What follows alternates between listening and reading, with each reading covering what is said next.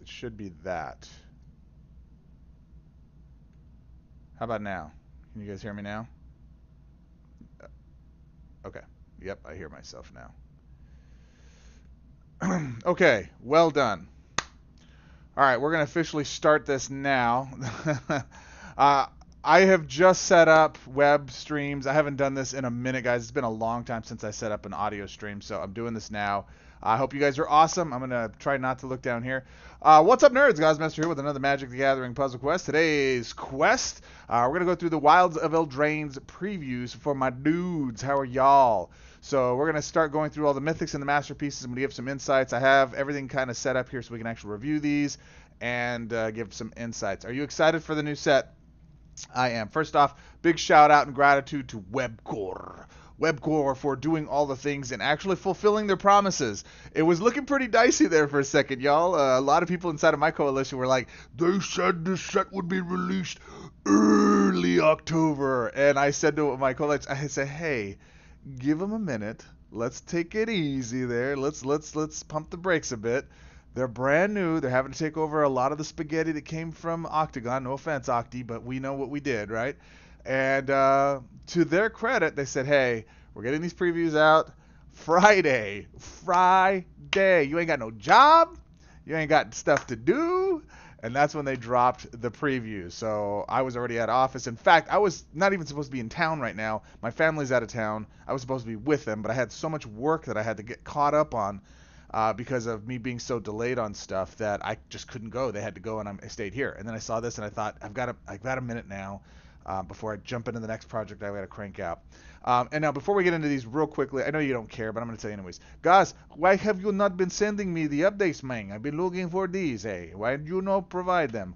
Where is the videos, guys? I promised you guys I was going to be getting out 2 videos a week. I have not fulfilled on that promise, and I apologize for that, my friends. I was actually rear-ended in a car accident. Totaled my car 3 weeks ago on the 5th of September. It's been about a month now, 4 weeks now.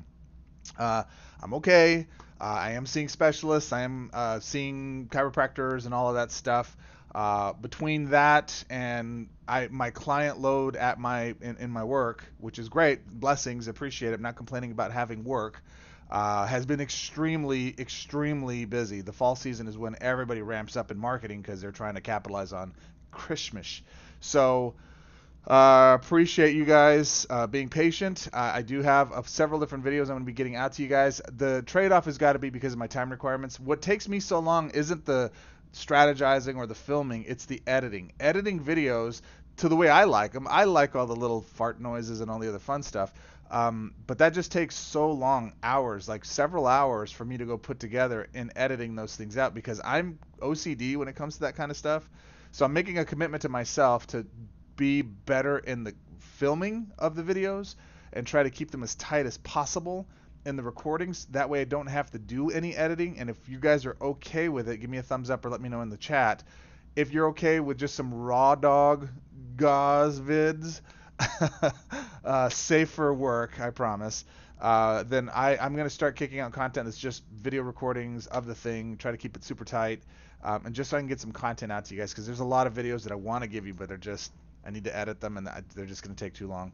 And in addition to that, Webcore, it's going to take me a minute to not say Octagon, released the 6.3 notes, and they made a lot of changes in mechanics and in bug fixes and in card nerfs, so we're going to be covering that. All right, with that said, let's get into it. Nobody's chatting in the chat, so chat in the chat and let me know you can hear me. Let's get into it.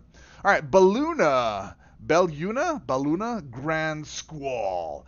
13 mana, Adventure, Legendary, Trample, 4/4, Tricolor, so it works with M5. Creature, Giant, Noble. Oh, it's a Noble on a Gingerbread House.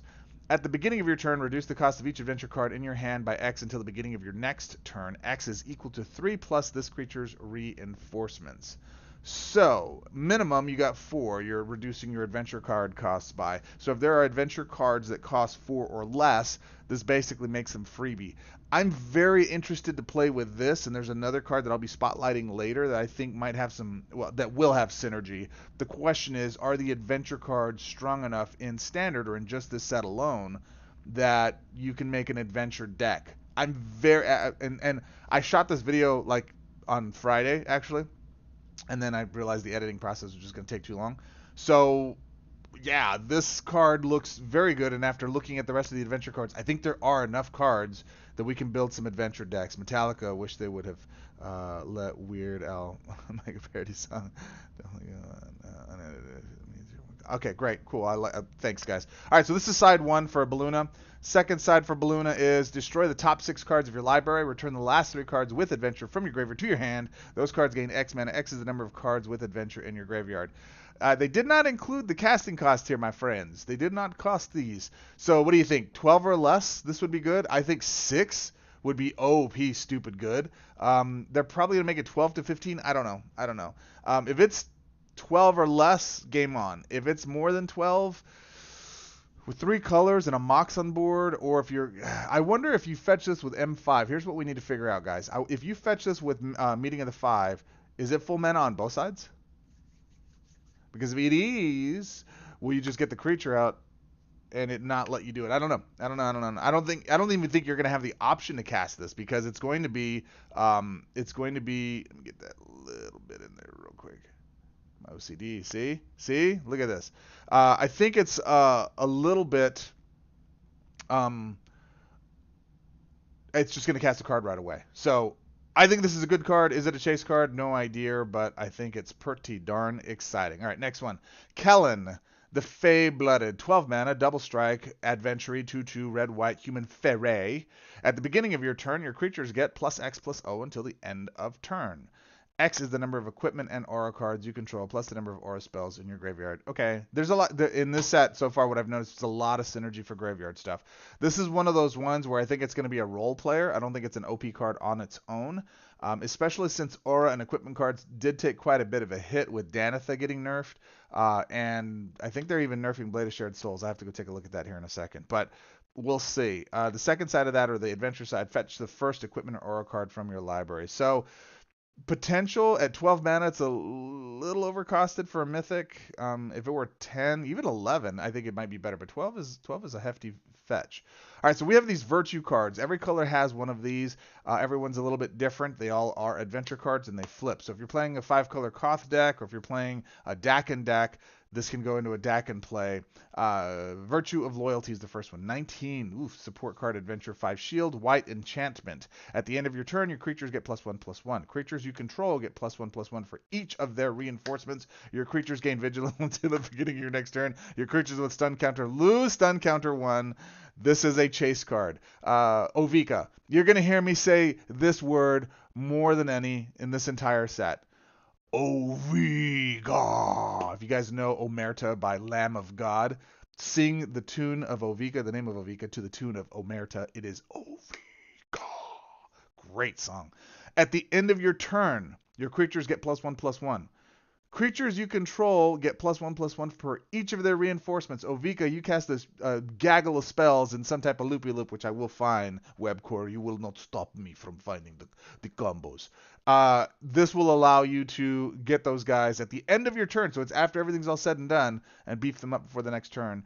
That might be the only thing at this. At the end of your turn, your creatures get +1/+1. And then creatures you control get +1/+1 for each of their reinforcements. Is that how that works? Or is that just in general 2 separate things? At the end of your turn, they get a +1. But just as a general state, creatures you control get +1/+1. We'll have to see. If it's the latter, this is a broken card. It's going to be a lot of fun. Weenie decks rejoice, right? Weenies rejoice. If it is all at end of turn, might be. I'll win faster than this will impact, and I might not play it because of that very line right there. And I just reread that till just now. The flip side, create a white knight token. This has to be less than 5 or 6. This can't be costed more than that. If it is, I would never play the secondary side because it's silly. All right. Virtue of Knowledge. This is the blue one. 15 mana. Enchantment. When you cast a creature card, if it doesn't have the knowledge emblem, knowledge, create a copy of that card in your hand. That copy's power and toughness are defaulted, or debuffed rather, into a 0/1, and it gains the knowledge emblem and full mana. There is no limitation to this. There's no limitation to this. The limitation is in the debuffing and the knowledge. So you only get to do it 1 per creature, but you can do as many creatures as you like. That's and it is only cast. So when you cast a support card, if it doesn't have the knowledge emblem, create a copy of that card in your hand. That copy gains the knowledge emblem and full mana. All right. Why I love this. This is Elish Norn, Mom, without the creature slot.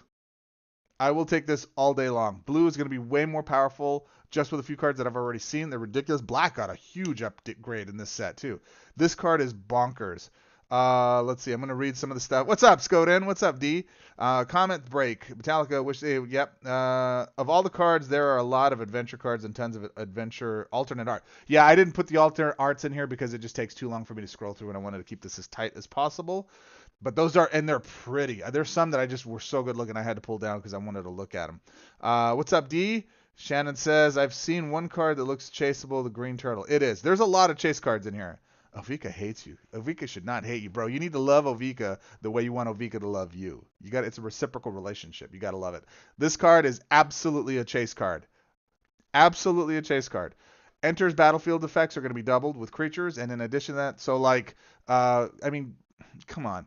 I know it's getting nerfed, but I'm doing the math, and it seems to check out. Let's see if I can do it. No, it's not going to be there. It's not going to be there. I'm doing the math, and it seems to check out that there's a cheat for Blade Coil. I'm not going to say anything yet until I actually do it, but I think there is a cheat code for that. So, Virtue of Knowledge is a chase card regardless if that happens or not. All right, next. Second side. Create a copy of target creature you control in your hand. That copy gains the knowledge emblem and full mana. Yeah, dude. What are we talking about here? What are we talking about? What are we even saying? Another thing, too, is when Tamio, Field Researcher, fills your hands with mana, the flip sides get that mana, too? How does that work? This is bonkers good. This is just both sides of this card are amazing. Excellent card. The black one, Virtue of Persistence, 18 mana, 3 shield enchantment. At the beginning of your turn, pick one of the first 4 creature cards from your graveyard, move that card to play under your control. Yes, sir. Yes, sir. I am all in on the graveyard shenanigans. I'm all about it, my friends. Let's frickin' go. Let me down in grassy fields because I'm down to resound, right? I'm going to change some stuff up here real quick so I can see. I know there's doubly Greg's here, doubly Goz. And then we're going to do that one and this one. So we're back. Okay, cool. Sorry, I should have set this up. So I'm not having to look down to look at comments. I can just look over here. All right. I keep trying to love her like you do, bro, but she avoids me until the game is almost done. That's a shuffler issue. That's not her. Hey, what's up, Weisbeer? I see it now. Anyways, that's a shuffler thing. That's not. Am I over here? I'm over here. That's a shuffler thing. That's not her. By virtue of these cards, I need to break a 5-color deck. Oh, there's going to be a 5-color deck. Yes. So this is a great card, no brainer. I love Reanimator strategies. This is going to be a phenomenal card. I'm all about it. And where are we? Oh, okay. Let's go. And right here. So Lockdwain Scorn is the flip side. Until the end of turn, target creature gets -3/-3. That creature gets -3/-3 for each of its reinforcements. Hey, Pajani, I hate you. Dear Pajani, die. You gain 6 life. Plus, I gain a little bit of life. So not bad. If that's fair costed, it's worth it. If not, you'll have a lot of other removal options that people like to play instead, but it is there in case you need it, which I think that's great. Adventure, one of the big things about Adventure that's fantastic, especially in a 10-card build, it gives you so much more flexibility. So I'm really excited to have Adventure cards back, and more important than that, I'm excited to have Adventure cards that actually are good. I mean, look at this. This is a good card on both sides. If I need it, but yeah, I need this, right? That's broken and chase. Well, it's not broken, it's chase, because it's only 1 card per turn, but it's still fun, right? Virtue of Courage. Courage in the red, huh? 8. So this is I think one of the cheaper ones. 8 4 shield enchantment for red. At the beginning of your turn, draw a card. It gains 3 mana and outcast. Hey, yeah. When a source you control deals non-combat damage to your opponent's planeswalker, the last card in your hand with outcast gains mana equal to that damage. So, let me read that again. When a source you control deals non-combat... Oh my god, I just figured it out. This is broken. Oh dear lord, I didn't do the math on this. Do you guys see this?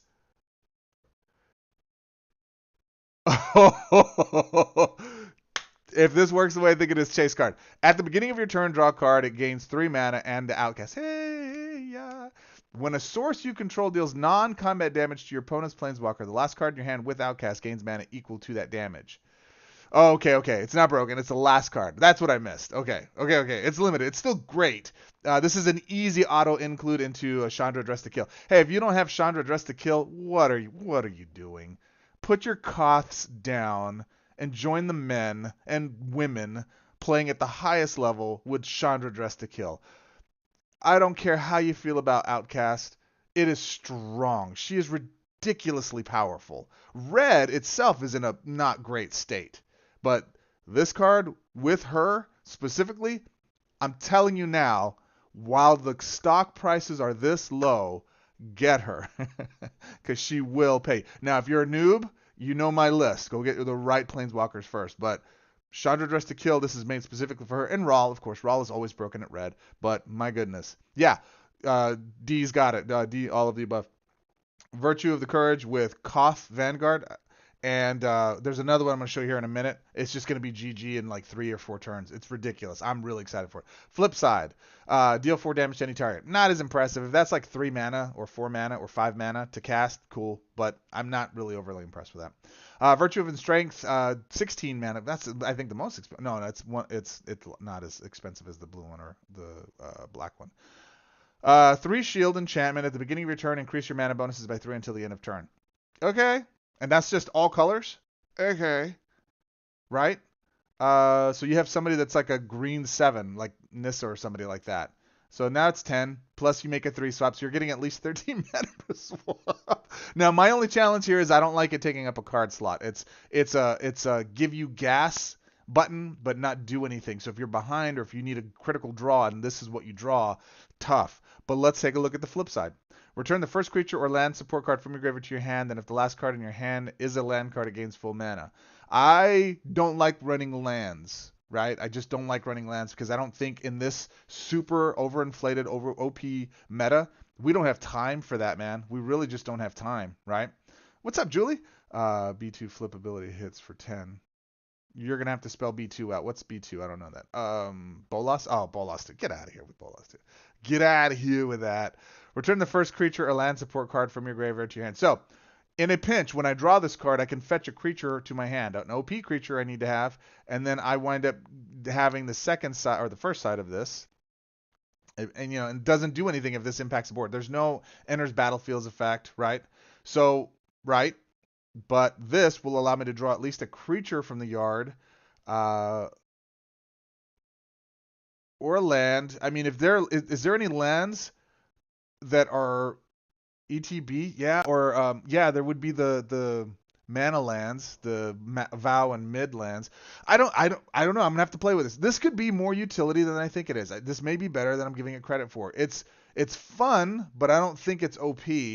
Although I think it could be a in the right deck, especially like what's her name, Ren and 7, the Planeswalker. This might be just an auto ad because of the synergy it creates. We'll see.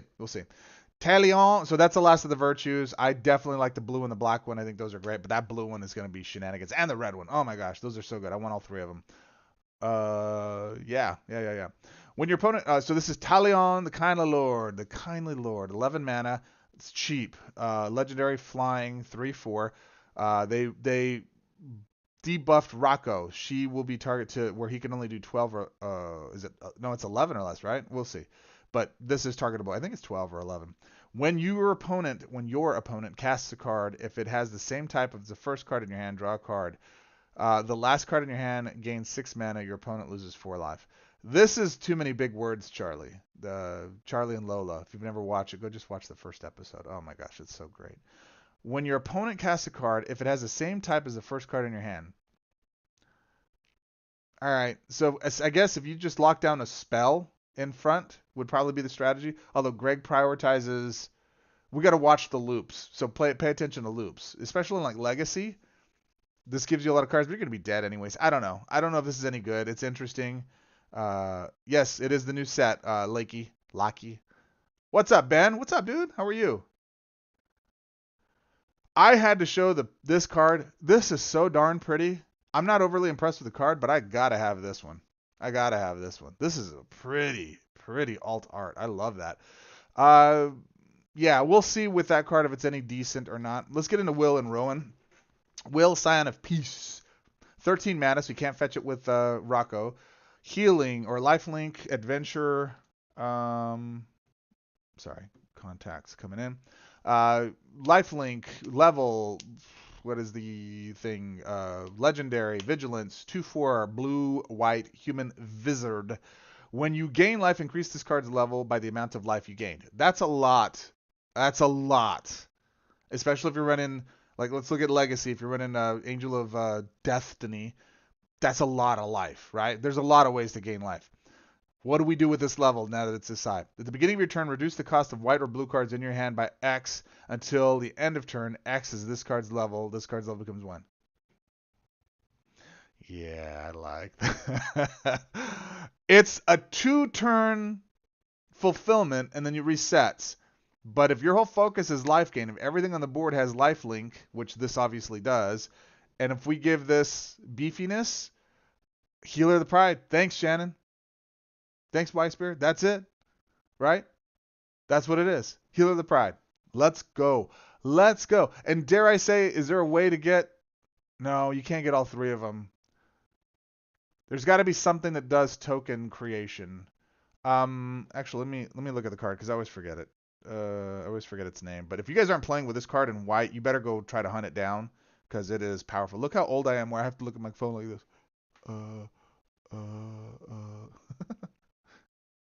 Real quick. Sorry, I have to go find it. You know what? I don't want to do it. It's the white spell that converts white mana, gives a creature double strike, and draws a card and gives a little mana. Guys, go find that and put it in the chat for me. First one to do it gets a digital fist bump. I'll shout out your name, all right? Angel on front token. So with that card and double strike and lifelink, that card is going to be powerful along with this. I think is this a chase card? I think in the right build it will be. And something with Healer of the Pride. If you have Healer of the Pride, this is a no-brainer. It's going to make a really, really good, powerful deck. That's the alt art for it. His face looks a little wonky. It's like the anime classic Disney, like Sword in the Stone kind of stuff. It's cool. It's all right. Rowan, Scion of War, 11 mana. So this will be fetchable by Rocco. Level, very similar to her brother. Legendary, Menace. So can't be blocked by anything. I think it's like black or artifact cards. And you have to have 2 of them. 4/2, black-red, human wizard. When you take damage or lose life, increase this card's level by the amount of damage taken or life lost. Very similar. At the beginning of your turn, reduce the cost of all black or red cards in your hand by X until the end of your turn. X is this card's level. This card's level becomes 1. I don't like damage-taking stuff. So this becomes an auto consideration for Lolth or Valiana because she takes a lot of damage. Anyone that does that kind of stuff, she might be a good auto include. I just don't like taking damage, and frankly, I can't think off the top of my head what synergy there is in Standard right now. In Legacy, yes, everything's broken, but in Standard, is there anything that you take a fistful of damage so that you can do damage to your opponent? If there is, in fact, that would be worthwhile looking for, is my recommendation. So, is this chase-worthy? No. I think her brother's more chase-worthy because I think life gain is more functional than this. Or if you have her out along with Angel of the one that prevents damage, or that you take the damage and then it heals you, and you can just hit your own face, right? That's something that you can consider doing. All right. And then her art, I think, is fantastic. I love this picture. It's a watercolor. I think that's hot. I want to own that just because I think that's great. All right. Iriette of the Charmed Apper. Fetchable with Rocco. You're going to note me saying that a lot because there's a lot of new combos that are going to be happening that are relevant to Rocco getting nerfed. So you got to start looking for the new stuff now. Start playing with that. Legendary 2/4 black-white human warlock. Why warlock? We don't have anything that synergizes with warlock. Everything's wizard. Why wouldn't you just make them wizards? When an aura card enters the board or enters your graveyard for the first opposing creature without can't attack gains can't attack. Okay. At the end of your turn, your opponent loses X life and you gain X life. X is equal to the number of creatures with can't attack your opponent controls, including the reinforcements. So again, how much do we love Pajani? All of the love. This is an easy hate card against token decks, so Nissa Worldwaker becomes an obvious one you use this against, as well as Pajani. Kind of a sideboard card almost, really. Or if you see red and you start to see a huge lift in Ovika play, which you will because Ovika's dope, you're going to wind up seeing this being played against the tokens and giving them can't attack. And Greg's too dumb to replace his tokens or his cards, his creatures on board, unless he has cut your losses, then he'll sack them. But that said, that's still one of those ones where whatever the token stack is, especially with Pajani, is going to be easy to include to go and make them punish. So especially in coalition events or like big money events, you guys can wind up using this card to hate on some Pajanis as a sideboard. So not chaseable, but definitely pretty powerful to have if you get her. I like the art too. It looks very, I don't know. I just like that. I like the art for this. I like the alt art. So this is our first masterpiece, Uriel, the Mistwalker. 13, fairly cheap. Can't get it with Rocco. Masterpiece, legendary ward. 5/5, tricolor, M5 target, beast. When this creature enters the battlefield, target creature you control gains monster roll. Let's actually take a look at what monster roll is real quick. I have this set up for y'all in advance because I care. Monster roll. Token. At the beginning of your turn, your creatures with monster roll get +3/+3 and gain trample until the beginning of your next turn. At the end of each turn, if you control no creatures with monster roll, destroy the support. When the support is destroyed, all creatures you control lose monster roll. +3/+3 trample. Okay, whatever. Not monster roll. Not too impressive. At the beginning of your turn, this creature gets +3/+3 for each aura card in play and in your graveyard. So aura synergy. I'm still not seeing a ton of aura like blow me away stuff, especially since they nerfed Danitha. But Danitha didn't need much. It was just her, right? So I don't know. Good. I'm glad, Ben. I'm glad to hear that you're gonna be back because of this, dude. I haven't been opening new cards for like 5 months. Yeah, I noticed you were gone, bro. But everybody kind of goes through that. Like you just burn out after a while, and then it's a thing. It just happens. So I'm glad to see you're back, dude. Just don't quit permanently. Come back if you need a break, take a break, but come back. Wild Research. I love this art because this is actually a D&D. If this isn't the actual image itself, I haven't gone and looked at it. It is a complete ripoff of one of the like Jeff Caldwell paintings from the D&D days. That's not Jeff Caldwell's work, but it's such a model from it. It's dope. I just love this art. Does it do any good? Wild Research. 10 mana for a masterpiece, 3 colors, so it's fetchable with M5. Don't put your M5s away. Dust it off if you haven't been playing with it. You're going to be using it a lot. It's an enchantment. Mana field. Draw 2 cards. Discard a random card without mana from your hand. Then each enchantment spell or card with adventure in your hand gains mana equal to the number of enchantment spell cards and or cards with adventure in your graveyard. Yes. This goes all the way back to that first card we talked about that had the adventure synergy. Yes, Lord. Yes, please. Yes, Lord. I definitely want this card. I'm going to chase it. I think there's going to be a lot of fun with an adventure build. And I'm hopeful that this is listen, my number one go-to deck in a pinch of like, I don't know how to approach this node in a coalition event, so I'm just going to use my most trustworthy deck, and that is M5, Hearse, Jaleva, and Rocco, right? Like that whole thing. That's going to change now because they're nerfing Rocco. Jaleva's 13, and I think he does 12. So Webcore, why'd you do these to me? It wasn't OP. It wasn't too powerful. It wasn't broken in Greg's hands. There was no need to nerf it unless there's cards that are coming out creature-wise that were going to be nerfable here or that were OP in synergy with it. But man, I think they took Rocco down one too many. He should have left him at 13 or even 15. I think would have been good. Well, 15 he still would have been broken. 14 maybe? I don't know. We'll debate that when we get to it. Ben wasn't around the first implementation of adventure cards. Yeah, they weren't great. I'll say there was a couple of good adventure cards, but most of them were just okay. These ones look a lot more. They're 2x, 3x more power than the last adventure set, in my opinion. What do you guys think? Let me know. Chime in the comments. Yena, Red Tooth region. In Navajo culture, Yena is short for Yenagloshi. Yenagloshi is Skinwalker or Werewolf or Transforming Witch. So whenever I say Yena, that's like the short version of it. She's a transformer. Yena, Red Tooth Regent, 16 mana, creature, legendary, white-green, elf, noble, 4/4. Activate 4. Okay.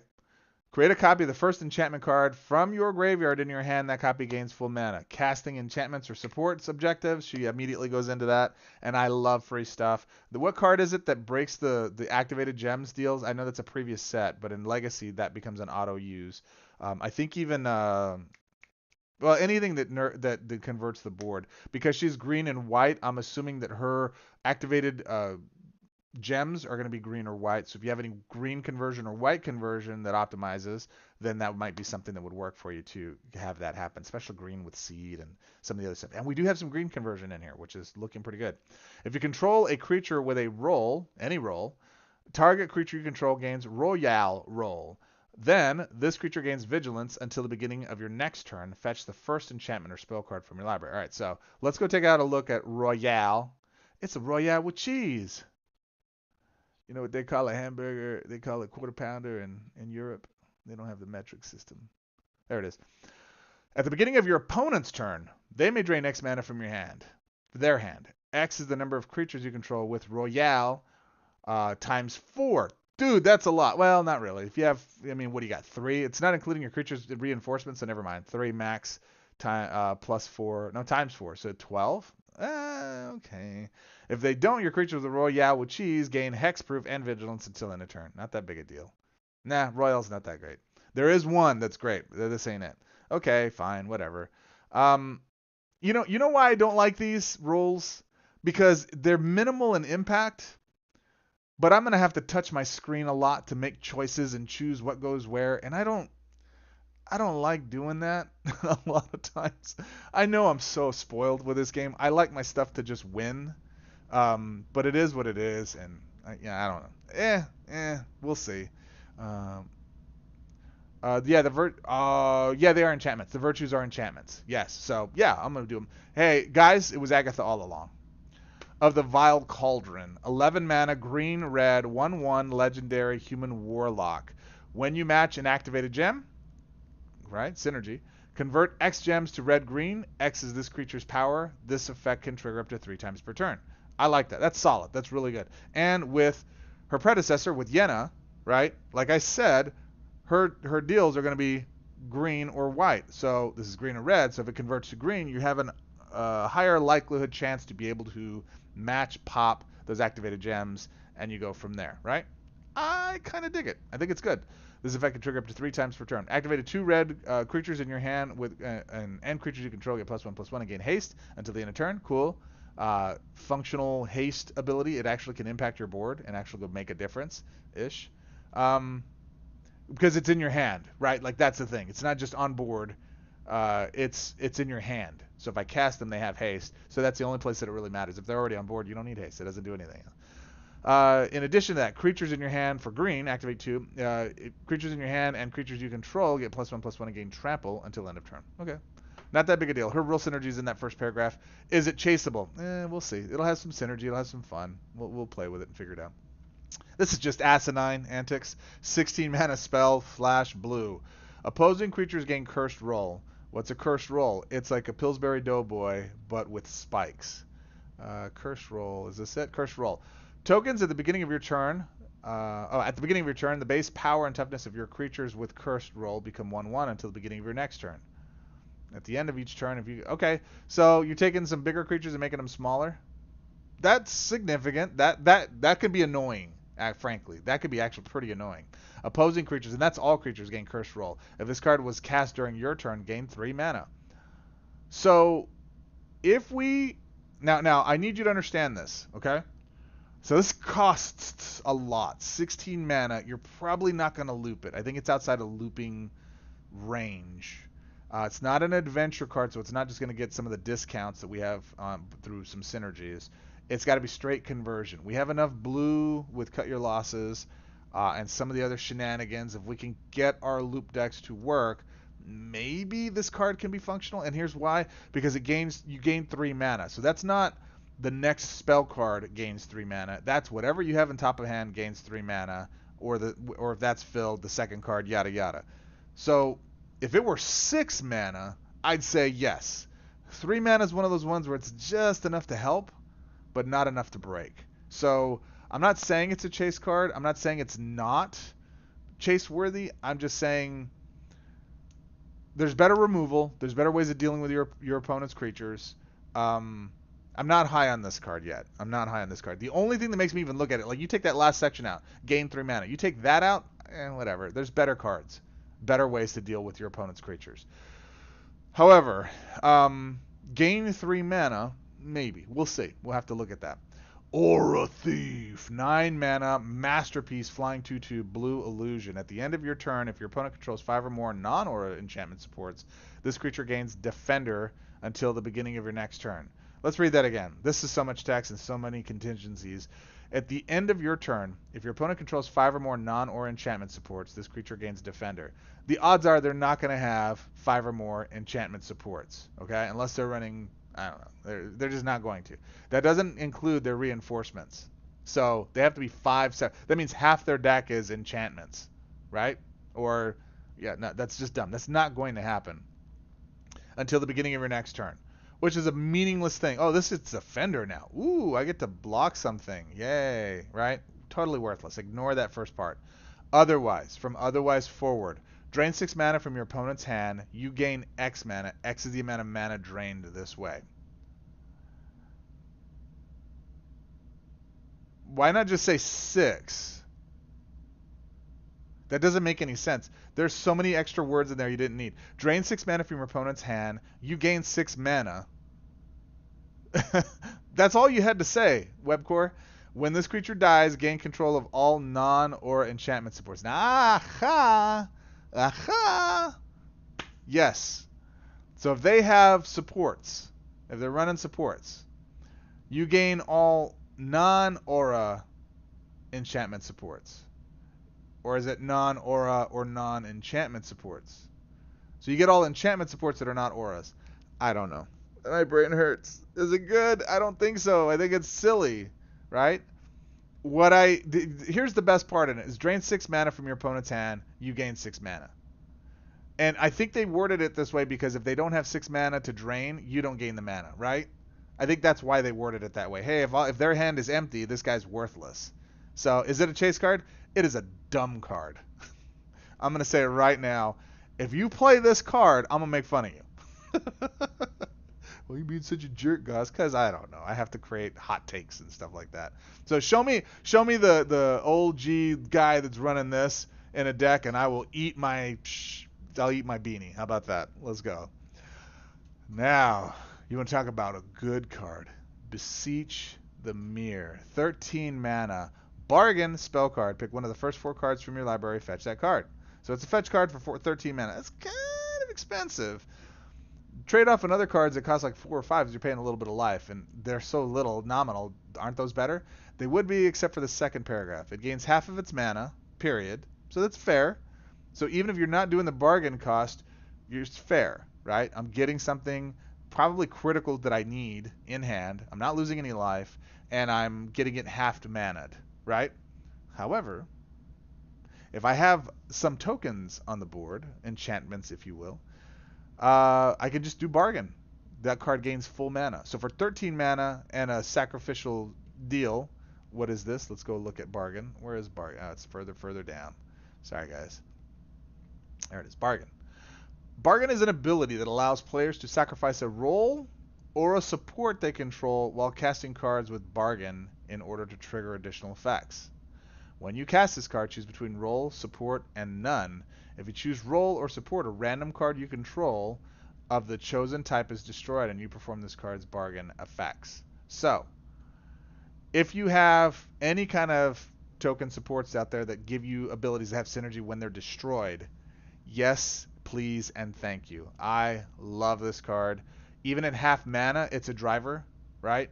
But at the bargain cost, being able to pay that, there's going to be some shenanigans that are going to be going on here. Now, off the top of my head, my immediate thought is, oh, you can run it with Johnny, but it's black and he's white. So, is this loopable with I don't know, Roy. I'm at the point right now where I haven't figured out any synergies with this out at all. And this is going to be one of those ones where I don't know if you guys realize this, but when I play the game in my time where I'm concentrated to play the game, you know where that is. I'm just in the lab the entire time brewing. Sounds gross, but I am. I'm trying to figure out what does this work with, what doesn't it work with. I go look at, hey, how does this card work as red? How does this card work with cards that aren't covered in how it's red? And I go look for ways to break the card, period. That's why a lot of times I'm able to come up with stuff that maybe a lot of people don't necessarily see all the time, or maybe not a very popular view of it. And sometimes there's people that are so busy they only play specific events. They're like, I don't want to go brew. You let Goz go figure it out and tell it to me. I love the brew. I love finding the loops. And Webcore, if you're watching this, which I doubt you are, if you are watching this, man, please don't kill loops. I'm seeing this last update really kind of concerned me with it. I'm going to create a separate video on that. Next one. At the beginning of your turn. So yeah, chase card. Yes, yes it is. It's a chase card. At worst for this card, it's functional. Best, it's OP. It's going to be bonkers good. All right. Bitter Blossom. 7 mana. Masterpiece. Support card enchantment fairy. At the beginning of your turn, you lose 3 life. Create 2 blue fairy tokens. Okay. Why is this a masterpiece? Right? It's at the beginning of your turn. It's not unlimited. There's no way to break it. You lose 3 life and you create 2 blue fairy tokens. All right, if you got to take a certain amount of damage, this can help with that. This is a dumb card. One thing I'm not excited to see Webcore do is to make masterpieces similar to Octagon that are just dumb. Like, it's a masterpiece. If we pull a masterpiece, please make the damn card good. I'm sorry for my language if you're in church right now and I'm on speakerphone, but hey, if I'm pulling a masterpiece, I want a good masterpiece. Why even make the card? Right? I'm going to go Steve mode a little bit right here. What's up, Steve? I don't understand the concept of even making a card like this, except with the explicit purpose to punish the player. How many times have you guys pulled just the doggiest, what is it, Defang? Like, I think is king for garbage cards. This has at least some function to it. You can play it, but it's not optimal. Unless those blue fairies are like 10/10s with like every time you draw a card, it's yada yada, right? Something like that. I don't understand it. I don't get it. Yeah, if somebody said in the comments, at the beginning of your turn, if you gain 3 life, okay. You know, that's something. But you lose 3 life? Sure, it costs 7 mana. Woohoo. 2 blue fairies. I don't know what the blue fairies are. Maybe they're the greatest, most powerful creatures on the planet that we've ever seen before, and they do all kinds of ridiculous, stupid stuff. And I'll eat my hat, right? I'll eat my beanie again. But right now, as I sit and I look at it, I'm expecting a 2/1 or a 3/1 flying fairy, right? No extra abilities, just a flying creature. Okay. I'm not impressed. That's a really garbage card. But then we get to something like my tortoise. Teenage Mutant Ninja Turtle. Blossoming Tortoise. 11 mana. Fetchable by whom? Yes. 3/3 green. Creature turtle. Well, I'm confused. Is it a tortoise or is it a turtle? When this creature enters the battlefield or attack, I gotta put my Goz eyes in. Old man mode. When this creature enters the battlefield or attacks, destroy the top 4 cards of your library. Good. Fair. Decent. Then, return the last creature or support land card from your graveyard to play under your control. I like freebies. I like them. At the beginning of your turn, convert X gems to green. X is 2 times the number of land cards you control, including their reinforcements. And now, when a land creature enters the battlefield under your control or is reinforced, it gets +1/+1. So let's break this down. I don't know how to do this yet, but hear me out. When this creature enters battlefield or attacks, right? So synergy with Ren and 7. I mean, immediately that's the first one I think of. You're tossing all kinds of things in your yard. What if this is your only creature? I'm not sure you can do that, but let's say this is the only creature you have. And I mean, you got to run lands, I think, right? You have to run lands. So I don't think you can just count on that. But destroy because they return the last creature or support land card from your graveyard to play under your control. So that's the only thing that throws this off for me. I mean, if you really got stanky with it and you didn't run lands, and you have Rocco. Actually, no, here it is. You have Rocco on the board at full power, right? His full stored mana. You have Rocco and this guy. You cast Rocco. You fetch Torty. Torty hits the board. He does the thing. He brings either Rocco or Torty back, and then you're continuing to do this. That will be an endless loop. There you go. You're welcome. You have to fetch. Well, see, here's a challenge. You'd have to. No, it could work. It could work. Especially if you're using cards like, if you're using Gather the Pack, then you have a stack of them in the yard already. Yeah, there it is. That's kind of the core.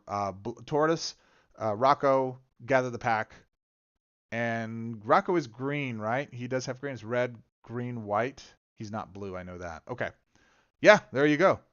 That would work. And then with Nissa, it would be with Nissa Worldwaker, because then you could use her tokens, her land. Sorry, I'm building the deck right now. All right. You guys, that's the core. Nissa Shadowed Bows too. Yes, Nissa would approve. Oh. Okay.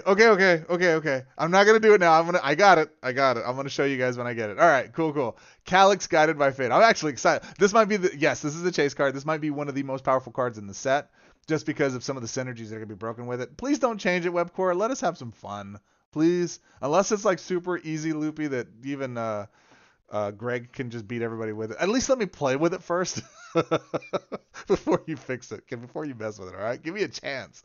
Let me play with it. All right. Calyx Guided by Fate. 6 mana. Very cheap masterpiece. Legendary 2/2 white green enchantment human druid. Constellation. Remind me what Constellation is, guys. Can you chat that in there? Because I always forget. A random creature you control gets +2/+2. That creature gains trample until the end of turn. I think it's when an enchantment hits the board. I'm pretty sure that's what it is. That's what triggers this effect. So there you go. When a creature you control deals combat damage to your opponent's planeswalker for the first time during your turn. Okay, so let's break that down. When a creature you control deals combat damage to your opponent's planeswalker for the first time during your turn. I got 3 creatures. The first creature that hits is the only one that triggers it, and that's it. Or a creature with double strike hits one time, or an enchantment. That's what it is.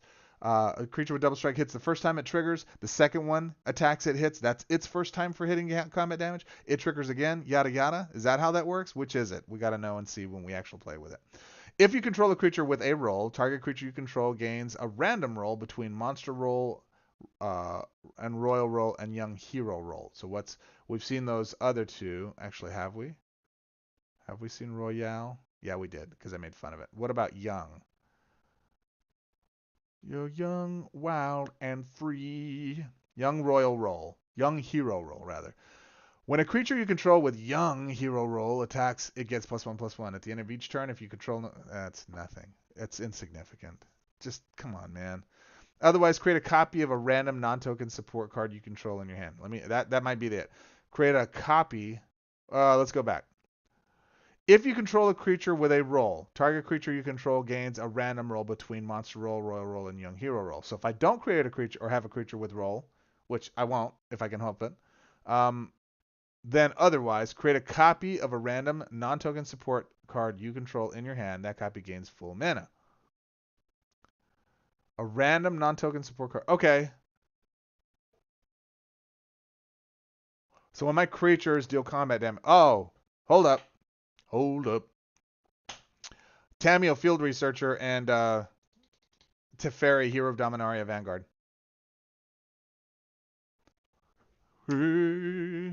It's a non-token support, right? Yeah. Attack with this guy, I double up those cards in hand. I don't even have to charge them up with mana. Save my mana, use it for spells and creature fetch and green, gather the pack to get this guy in hand. Idyllic Tutor. Get those out.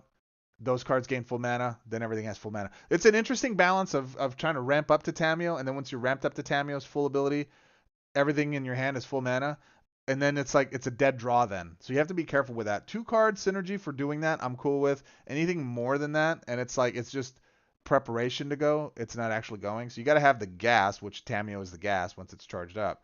And then you got to have enough cards in hand that actually allow you to execute, that can win the race, that can actually drag across the strip. Calyx at a 2/2 is easy targetable, but he's a 6 mana casting cost. I don't know. Is he chase worthy? He will find some room. Maybe it's time to go back and dust off our rumor gatherers again, right? Maybe that's, a low to the ground casting card, like top card cast is cut your losses at 9. I don't know. We'll see. Interesting.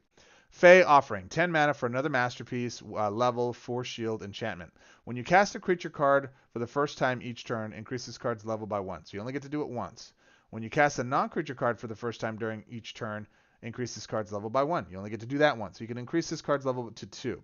At the end of each player's turn, if this card's level is 3, when you cast a creature, when you cast a non-creature, at the end of each player's turn, so at the end of my turn, I am not going to have this ability. It's not going to work on their turn because it's not anybody casts a creature or card, right? At the end of each player's turn, if this card's level is 3 or more, create a clue token. Create a food token, create a gold token, this card's level becomes 1. Oh my god, this is the stupidest payoff. This is stupid. I regret doing the math at the top once I read what the payoff was at the bottom. That is awful. Awful. Yeah, this is bad. Again, Webcore, please, I know it's your first set. don't make masterpieces that suck. I don't want this card. This is a stupid card. Does anybody see any use in this card? Hey, we have token. I'm sure we're gonna have a new set that's gonna say, hey, you have to reach token objective. It's like what's the card's name? The card in Harvest Time we just used that makes the things flip. I only use that card in that event. It's the only time I use that card. This will be used in events where it's like you have to create X number of tokens on the board before you can get your full objective points. Lame, dude. And there's still easier ways to go create those. This sucks. It's a stupid card. Gan, hi, I'm Gan, Arcanum Weaver. Welcome to my show. My pronouns are yes. 11 mana. Master, please don't take offense. Views expressed by Goz are not necessarily those of Wizards of the Coast, Webcore, or any of its affiliates. It's strictly for entertainment purposes only. I'm super cool. I am an ally. Don't. 3-color human wizard. Hey, it's a wizard. It's a wizard Harry. When this support enters the board, and it's a support, which I always kind of forget. It's not a creature. All right. Automatically, I'm in. I'm liking what I'm reading so far. When the support enters the board, create a white knight, vigilant knight token. Target creature control gains wicked roll. Okay, wicked roll. Wicked. Royal. Actually, wicked roll was at the top, wasn't it? Yes, it is.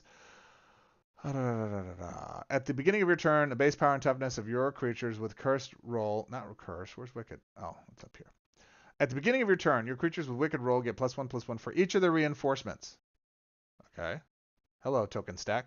Until the beginning of your next turn. When a creature with wicked roll loses wicked roll, is destroyed or loses a reinforcement, your opponent loses 3 life for each of this creature's reinforcements.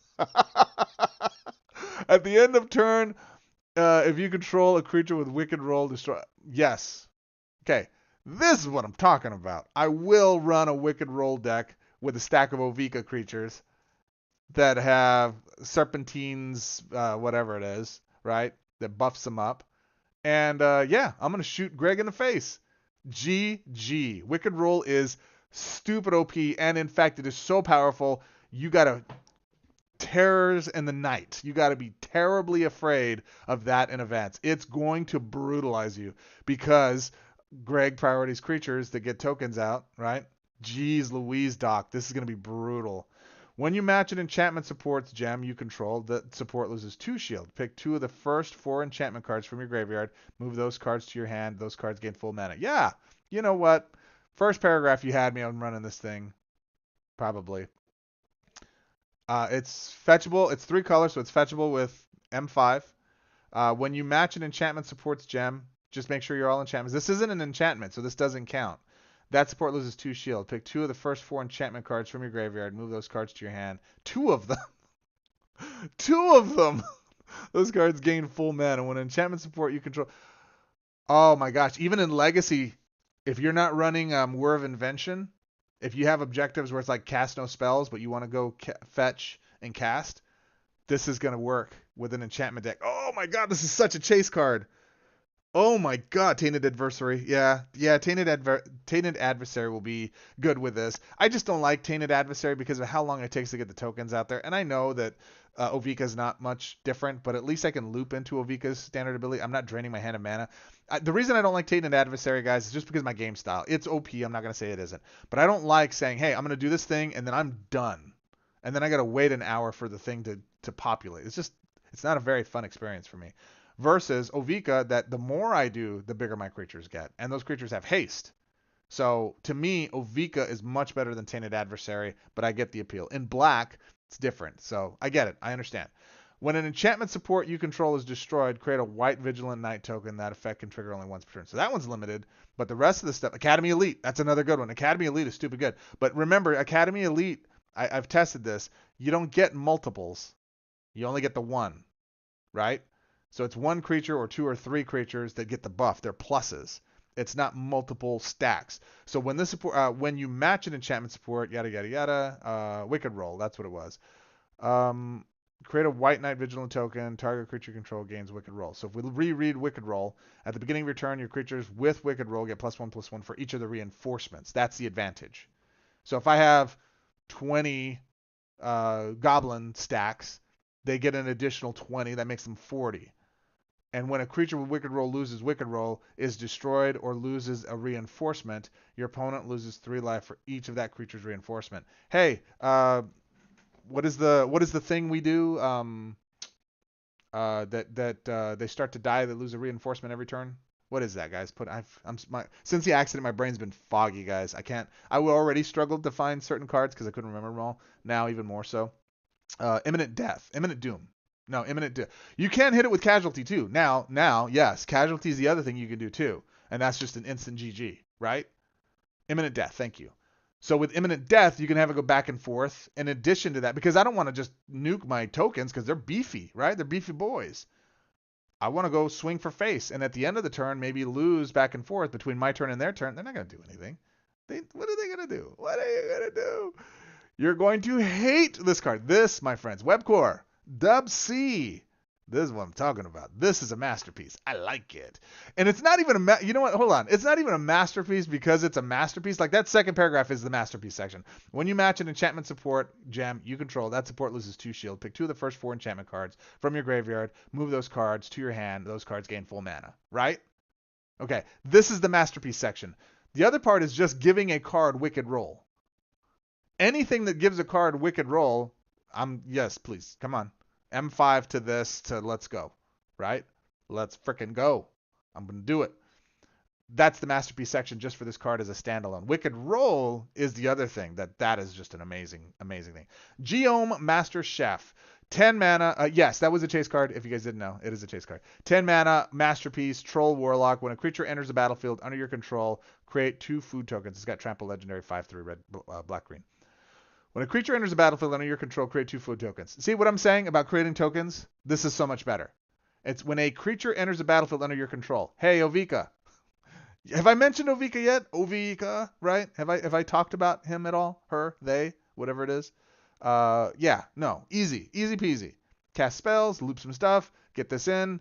All the food tokens on the board. I'm getting all the stuff. And I'm going to gain a bunch of life when I pop them gems. Pop them gems. Chase worthy already in the first paragraph, period. Done and done. The only downside is it's a creature, but I'll take it. When a player matches a food support gem, both players, a random creature you control with prevent damage, without prevent damage, gains prevent damage, and reach to the end of turn.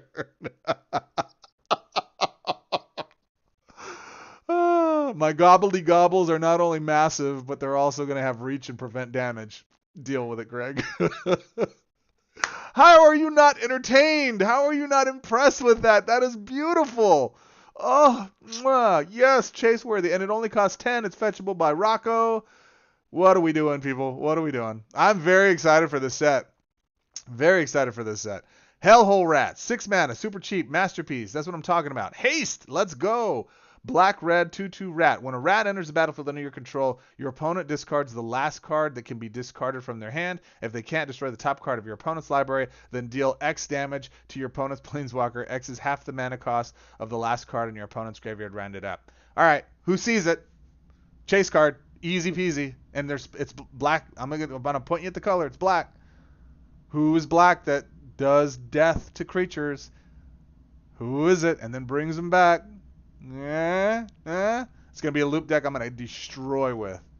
This is absolutely a broken card. Not only am I destroying your hand, so you got no shot next turn, you're going to take damage every single time. Because it functions with... This is a masterpiece. This is a masterpiece. Mwah, beautiful, right? Rocco can fetch it. Let's frickin' go. I'm all in. I'm all in. I'm all in. Let's go. Yes, chase card. Will we start over? Is that it? No, we have more. Oh, shoot. My bad. We got to zoom through. Oh, I went too far. Where are the ratties? They're the ratties. Okay.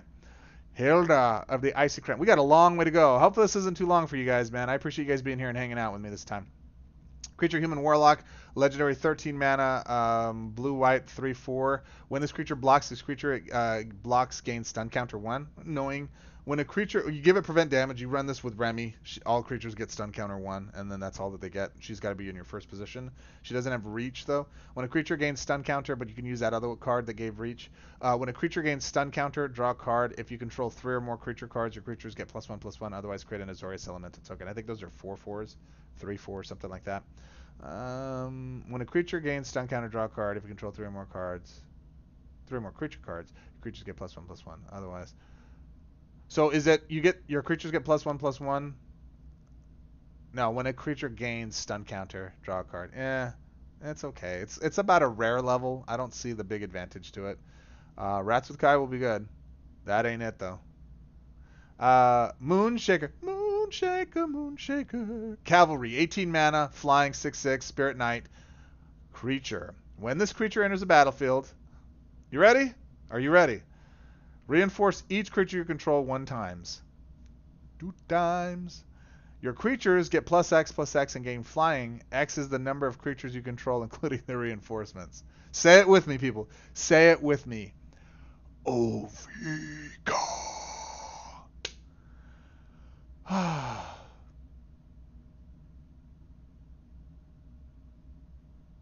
Yeah.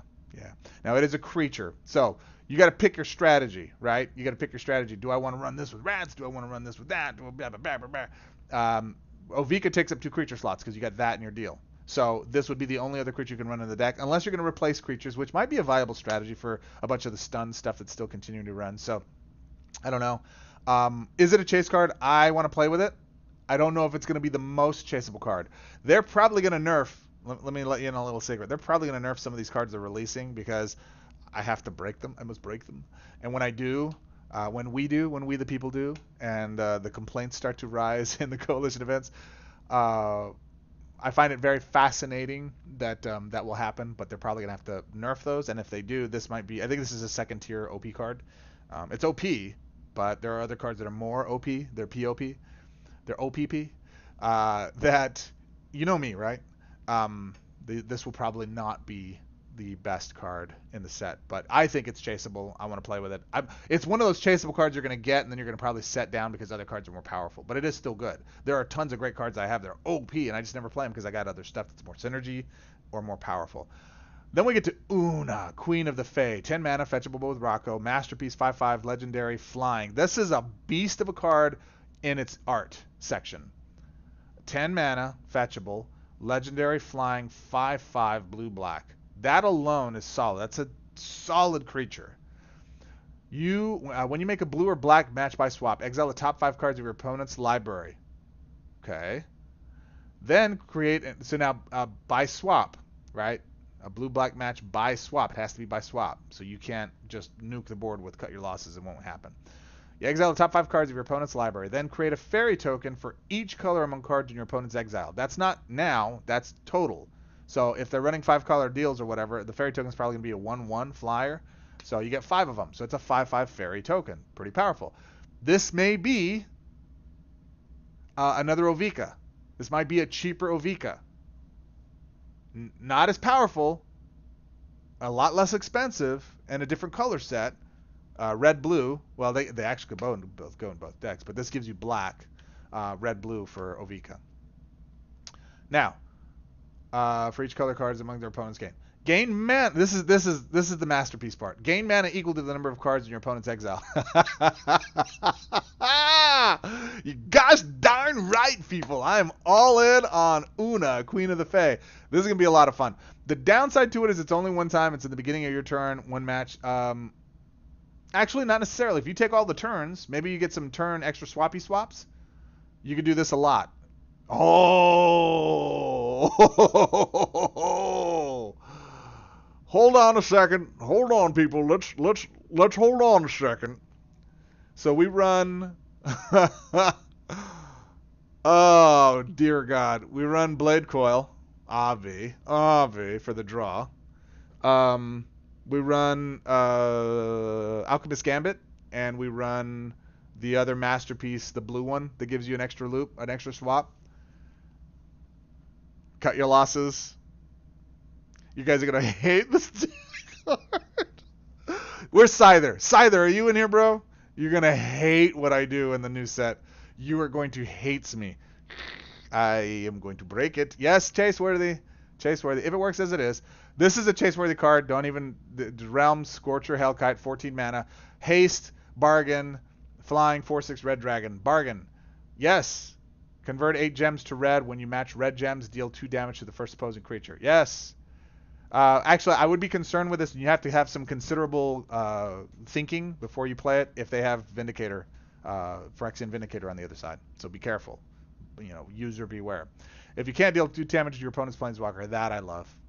Just wipe their side, get all their creatures gone, and listen to it. This is what I love. Webcore. Well done. I match the gem, the thing goes off, deal 2 damage to the first opposing. Actually, let's go back. When you Okay, so this is 2 separate sections. I want to make sure we're clear. Bargain only counts towards the convert 8 gems to red.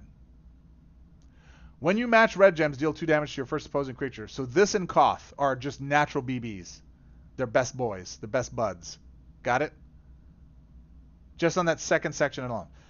Why I love this verbiage is because I'm putting 2 damage to the first opposing creature. So they go down. I kill the first one, second one becomes the first one. I kill the first one, third one becomes the first one, right?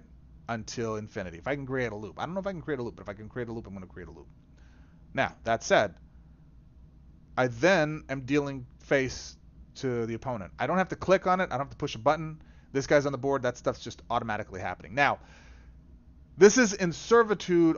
To be honest, this in and of itself is not going to kill your opponent. It will add extra damage to it, but it's not in and of itself the win con. I want to make sure we're clear. Its real purpose with haste as well is the bargain. You want to convert 8 gems to red. So you want to build around having supports on the board that you can sack to the bargain. The red conversion is mandatory. Okay?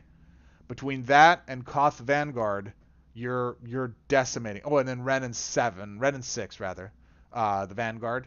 You're just nuking the board with red. You can win in 1 turn with the setup. It takes about 3 to 4 turns to set up.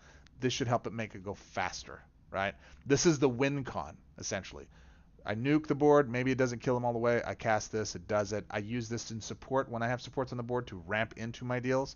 Yeah, this is a spicy card. Absolutely chase worthy. Going to see a lot of play. Very functional. I love it. Sarah's Sanctum. 9 mana. Masterpiece. Legendary. 4 shield. Land. At the beginning of your turn, convert X gems to white. Yeah. X is 2 plus the number of enchantment cards you control. I'm in, including their reinforcement. I'm all in. If you don't control an enchantment card, target creature you control gains Royal Roll. Royale is the +1. It's not that big a deal. Wicked is the only one that matters, and so far in the rolls that I've seen. When an enchantment card enters into play under your control, the support gains 1 shield. Yeah, no, this is a good card. It's a chase card. It's cut your losses every turn at the beginning of turn in white, and it's static. I only have to cast it once. I would love maybe this is a little too greedy. I'd love that this couldn't be reinforced. And then you have multiple cards that are actually triggering and doing that, so you just nuke the board every single turn. Oh, how beautiful would that be? But all right. This is fair. It's a fair masterpiece. It's just in that level of masterpieces. Yeah, it's a masterpiece. It's great. It's great. It's excellent. It's chase worthy. Absolutely good card. Let's keep going. Shatter Gang Bros. 13 mana for a masterpiece. Legendary. Bargain. 3/3. Tree colors. So M5 fetchable. Not fetchable with Rocco. Garblin Artificer. Bargain. Create 2 food tokens. Destroy 10 gems of your opponent's Planeswalker's colors. It's red. I would include this in my Koth build.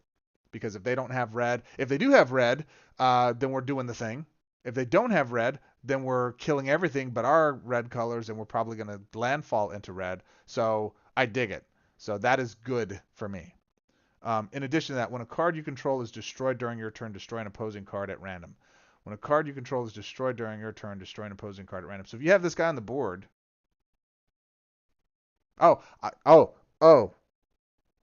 is why it's a masterpiece. The food tokens are what you're going to bargain. It's self-perpetuating. So your first turn, you don't have it. Oh, I put this out and I don't have anything to bargain for. Oh, I feel so sad for myself.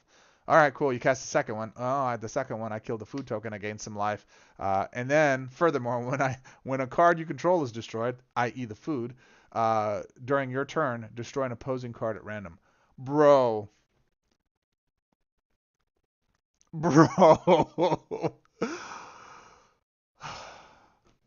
Fist bump. Let's go. I like this card a lot. I think this is going to be an easy synergy for my Chandra Dress to Kill deck. It's green, so we have some other stuff to go. There's just a lot of synergies. Black, red, green. It's just got a lot of flexibility. It is in and of itself a control card all by itself. Excellent card. Excellent freaking card, man. Smoke Spirit's Aid, 8 mana, support card, a Let Masterpiece, spell. It's actually a spell card with bargain. Your creatures gain Wicked Roll. That's one we want, right? Create a gold token for each creature with roll on the battlefield. So you get 3, or is that for reinforcements? I think it's only 3. Might be pseudo ward and paper. Yeah, I don't know. I haven't studied the paper ones yet. Bargain. Deal 5 damage to each creature. Yeah, no, I don't. The bargain I probably wouldn't be taking advantage of, but your creatures gain Wicked Roll because we know that's so stupid powerful. That is what we want to use it for. Create a gold token for each creature with the roll. So it is also self-perpetuating because it has the gold tokens that you can sack to the next time you cast this. So this is a great card. It's a very functional card. It will see a lot of play. Unless I don't have creatures on the board or my creatures have prevent damage with like Remy on the board, something like that, I would do the secondary one to kind of help wipe their side. But if they have, again, Phyrexian Vindicator, you got to be careful because it's going to be damage you take instead. Is it a chase card? Yes, it is because of Wicked Roll. It's gonna be one of those ones that you can live without it, but once you have it, you're gonna always put it into your decks that run Wicked or your token decks. So it has a specific section for it, but I think it is a chase card. Sire Ginger, the Meal Ender. I just love the art on this card. 12 mana, fetchable with Rocco, I think. Trample, legendary, haste, 3/1, food knight. At the beginning of your opponent's turn, if your opponent has 10 or more loyalty, this creature gains hexproof until the end of turn. Okay. When another artifact card you control is destroyed or loses a reinforcement, when another artifact, not this one, destroyed or loses a reinforcement, this creature gets +1/+1. Fetch the first artifact card from your library. No mana gained. Okay. When this creature dies or loses a reinforcement, you gain life equal to this creature's power. Okay. When you match an artifact support's gem, this creature gains Berserk until end of turn. Okay, it's an okay card. It's a rare at most. A lot of verbiage there for it to do nothing. It's not really that big of a deal. It's just fun and it's just cute, and I dig it, and I will play with it and master it, and probably not play with it after that. Tajik Blade of the Legion, 12 mana. Also, last time I checked, I don't think creatures that are foods count towards food objectives, but I'm not 100% on that. We'll have to see.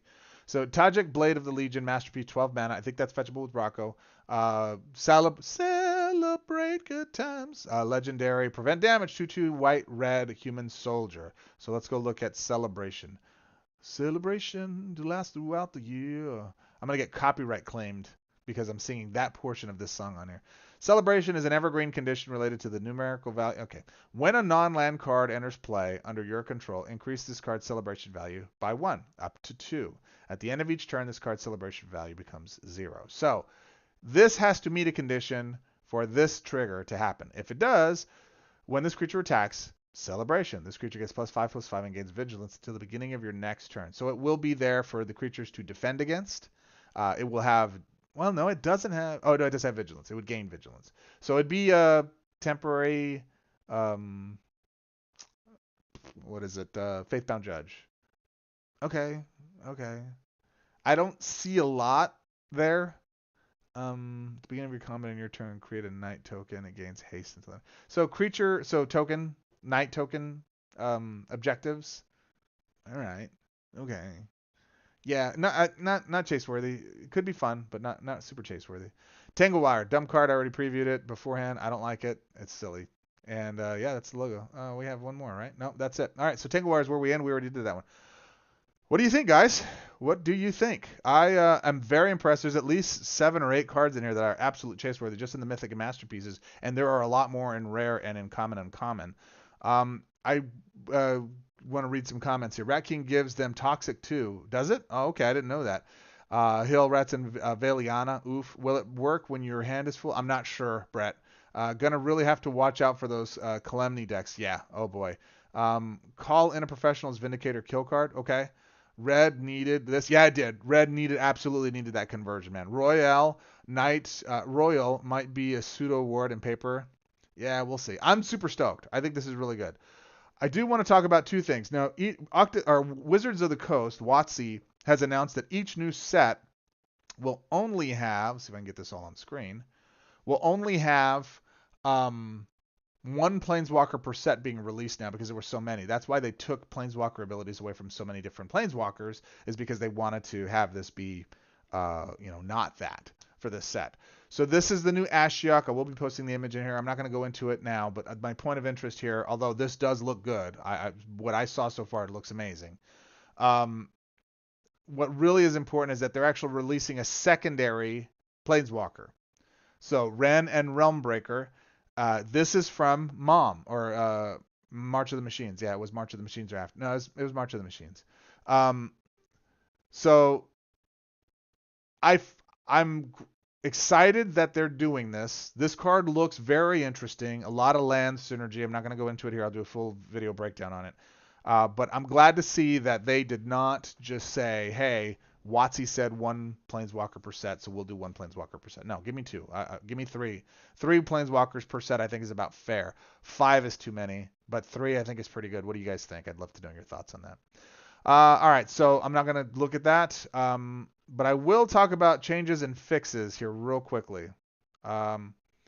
Fix, receiving toxic counters does not count towards the aggressive objective anymore. Okay, awesome. Good to see. That means we can actually qualify for that objective. People got really bent out of shape over that. I really personally didn't think it was that big of a deal. People were really angry, like, Howard, blah, blah. I'm like, really, guys? It's not that big a deal. That event is so generous in points. You're going to win anyways. You have to play one extra match. Ooh, big deal. It doesn't, and the matches are so easily to win. It just, come on, man. Replace objectives features Return of the Godfarer, Tour to Ravnica, and Routes of Ravnica. I'm not going to go through those. I do want to talk about cards and Planeswalkers. They fixed Marisi. Yay! So we can play Marisi in Legendary or in Legacy stuff, right? Let me see this. It's right there. Fixed creatures with prevent damage not being destroyed by casualty mechanics. No!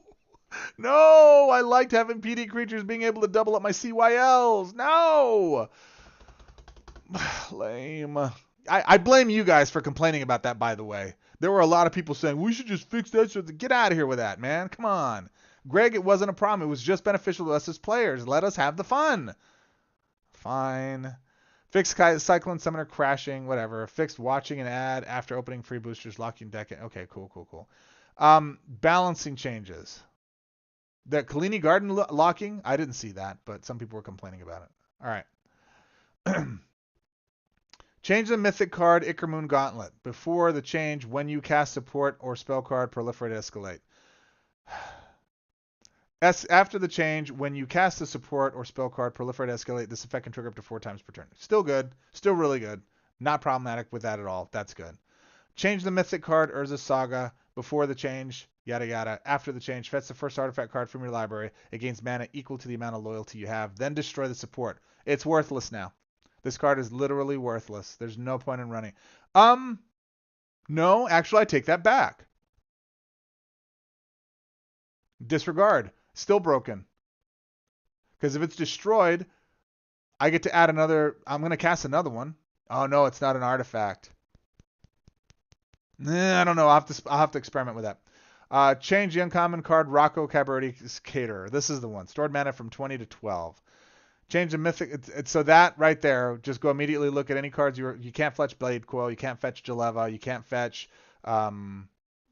Kiora, right? They're right for this. I think they nerfed it a little too hard. They should have left Jeleva. Jeleva wasn't broken. You had to do a 3-card combo with Jeleva, Rocco, and Joda on board for that to mean anything. Just leave it alone, man. Come on. That's just for us to go churn through our objectives. They nerfed him by 1 too many, in my opinion. I have to go look at the rest of the cards in the landscape to see if there's any 13s that were broken aside from Jeleva. Jeleva's not broken. It's just synergy. And I don't mind fixing broken. I don't want fixed synergy. You guys need to, we got to not complain about this, guys, because it sounds like, and I'm going to voice my concerns. Here's the other thing. Nalthazar. I adore my Nalthazar. Nalthazar pushes too hard to fix things because of his play style. That's not fair to other players. I am always coming in and saying, hey, I love this brokenness. I know people don't like it and it's not fair. Let's fix that. I am not ever coming in saying, I don't like your play style. You shouldn't be allowed to play your play style. That is wrong to me. And I'm calling out Nalthazar and anybody else that comes in and says, fix Omni. No, get good and get over it. Legacy, leave it alone. If Webcore comes in and fixes Omni, that will be one of the biggest slaps in the faces to veterans who worked their asses off to go finally pull that card. Regardless of how much you hate it, it's irrelevant. You got to leave something for those of us that was our holy grail, and we got it. And we spent a lot of time, effort, and money to get it. It's not fair to us. So, I'm all for balance changes. I'm not for removing playstyles from the game, which are loops. So please, I know you may disagree with me, but you may love tokens. I'm not coming at it saying tokens are so slow, you should remove them from the game altogether. That's not fair to you. If you love it, leave it. In fact, I argue fix it so you can play that style even better and faster, right? Those are my thoughts on that. Rant over. I think they nerfed this too hard. Change to Mythic card, Blade of Shared Souls, before the change, after the change. This effect can trigger up to 3 times per turn. I'm fine with that. That's fine. Blade Coil needed a nerfing, but man, they hit it hard. All right, so instead before it was the number of the gems on board. Now it's half the number of blue gems rounded down, half the number of black rounded down, and your opponents discard that card. I'm okay with that, except for the blue. Okay. Change the Masterpiece card of Vitality. Hey, this is one I think is problematic. They fixed this wrong. I think this is going to be more. Somebody mentioned this in my Discord, and I actually agree with them on this. The Masterpiece card, Curse of Vitality. Before, you gain 4 life every time you dealt damage. Now, when a creature you control attacks, gain 4 life for each creature and its creature reinforcements. You control up to 60, right? So we're not dealing damage to our opponent with this, but we're gaining 60 life. Where we're going to see this done is you just automatically throw this into Bajani. So he's at full and he's constantly getting his creatures at the end of every turn. It wasn't broken before. There was nothing wrong with it. In Legacy, maybe there was, but this fundamentally doesn't fix the card. It changes the card completely. I have an issue with that because that's not really the purpose of the card. It's a different card now. You're essentially taking that card out and putting a different card in place. Sure, that has lifelink or life gain as part of the core, but that's not fixing it. That's changing the card completely. So I think this is more problematic than what it was before. What do you guys think? Whatever. As far as so going through the comments, just start at the beginning. But you don't like mono planewalkers. I don't like mono planewalkers. I don't. From a power level, because I say that, but I play Chandra Dressed to Kill. I love her. I love Teferi Master of Time. He is brokenly good. They're great. I'm not saying that they're not good or that you shouldn't play with them. I'm saying I don't like them. Because why would I play a blue walker when I can play a blue green or a blue white red or a blue black white? Why do you think Dakin's so popular? The colors it opens you up to are massive. So again, that's preference of playstyle. I'm not telling Webcore or WotC, well, of course Webcore specifically, hey, don't release any more monocolor walkers because they're no good. I would never do that. That's your guys' playstyle. I'll allow it. Wonder if Ichamore and Jace Vanguard will still synergize. I believe they will. They did not mention anything on Jace, so I'm assuming that still works. Rem's still available to Joda and Rocco. Rem is still available. Oh, it is, but it's not loopable. It's just a one-time cat. Oh, no, you're right, it is. That works, you're right. Great catch, Joselito. I still don't have it. Omni, yeah. They shouldn't have sold Omni in the vault twice in the last year. Hike Vito combo. Yeah, okay. Anyways, my friends, there you go. This was way longer than I expected. You guys are awesome for hanging out with me. I truly appreciate it. Thank you guys so much. What's the card of the set for you? What do you think was worthwhile? And what do you think is going to be, the card that you're absolutely chasing here? I mean, for mechanics and that they're probably going to have to adjust right away. I'm just making my prediction. I love Bargain. I think Bargain is fantastic. Sorcerer Roll I haven't seen. When you cast a non-creature card, your creatures with Sorcerer get 2/2 until end of turn. When a creature you control with Sorcerer Roll attacks, fetch first non-creature. It's attack, so it's limited. Not OP. Royal Roll's okay. Wicked Roll. Monster Roll's nah. Young Hero Roll's lame. Cursed Roll, nah, is awful. Actually, Cursed Roll is going to be problematic. It's going to be annoying to face. Wicked Roll. Cursed Roll is not going to be good for you. It's going to be bad for us. It's good for Greg. Because it's just going to delay us from winning. At the end of the day, remember, guys, you're not facing a live opponent. You're facing a machine. It's solitaire. You're playing solitaire. Let me play solitaire the way I want to play solitaire. This is the most important lesson, Webcore. If you start treating my experience with the game exactly like everybody else's experience with the games, then you're making me not want to play the game at all. Because that's why I play the game. That's not my favorite way to play the game. That's the only way I play the game. All this other stuff I demonstrate and show for you guys. I don't enjoy playing those ways. I don't play those ways. I never play with Tainted Adversary. It's not a good card. It's not that it's not a good or a great card. I don't enjoy playing that. It's not fun for me. But if you say, hey, the only way you can play with tokens is no longer Ovika, you have to do Tainted, I don't want to do that. I'm playing Solitaire. I'm by myself. Leave me alone. You guys that hate these cards, right? There are ways to beat them, right? You have to get good and build against those models. That's on you, man, right? Don't take away from me how I like to play the game. Wicked Roll is broken. I think it's absolutely busted, and I'm going to break the tar out of it, and I love it. I think it's fantastic. That's enough ranting and raving for me. I'm very excited for the set, and I expect that it should come out this Tuesday. I don't have any insider insights on that, and so you guys are aware, just full transparency. There are going to be certain things that I'm anticipating are going to be revealed to us as content creators that we're not supposed to tell you guys, right? And I'm going to keep my button lipped. When I tell you, hey, I have no insight on this, it's not me trying to veil or protect stuff. If they ask me because of our working relationship, hey, don't tell people this, and there is a bunch of stuff coming that we're told that we can't tell you guys, so FYI, good stuff.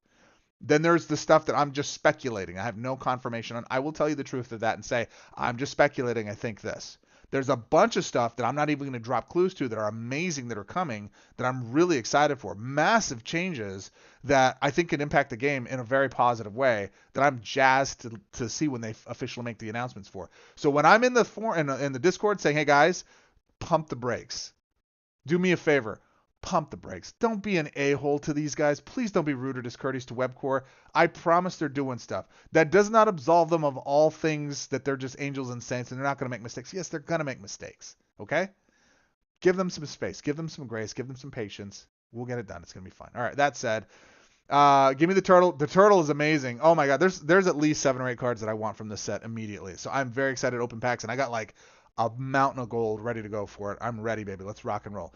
Till our next quests, my friends. Swords up. I appreciate you. Have all the good ones. Talk soon. Ended? No, end stream. End stream.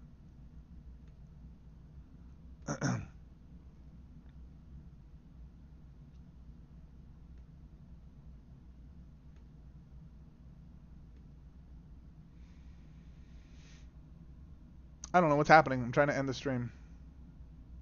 See you guys.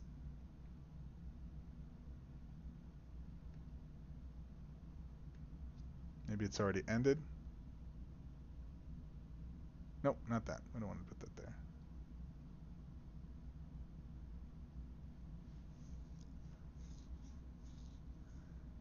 Is it still going? Come on.